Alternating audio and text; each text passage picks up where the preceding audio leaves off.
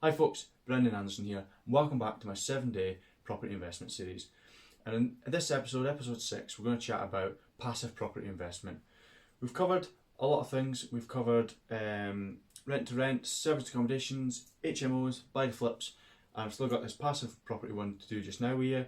And then tomorrow we're going to go on to the traditional buy to lets and the BRR strategy. So stick around for that.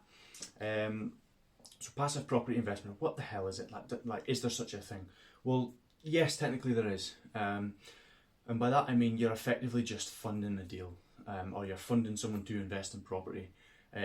It's what, if you were to put your money into the stock market, you have no control of what that stock's doing, but you're hoping for a better return, okay?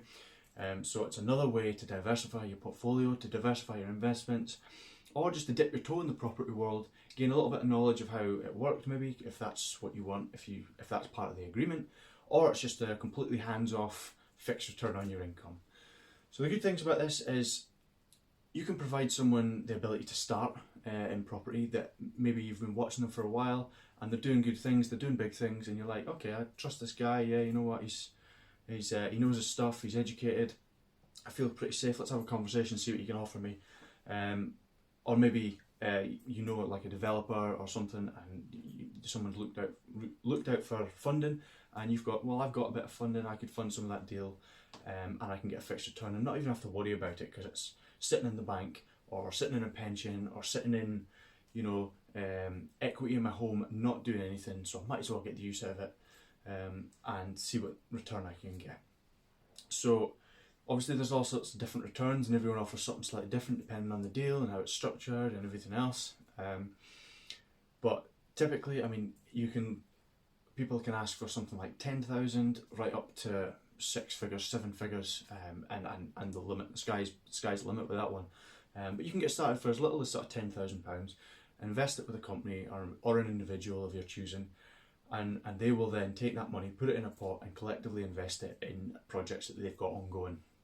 That can be a development, that can be buy to flips, that can be commercial to residential conversions, all that sort of stuff, or land development. So yeah, that's what they'll probably do with that money, and they'll just offer you, a fixed return.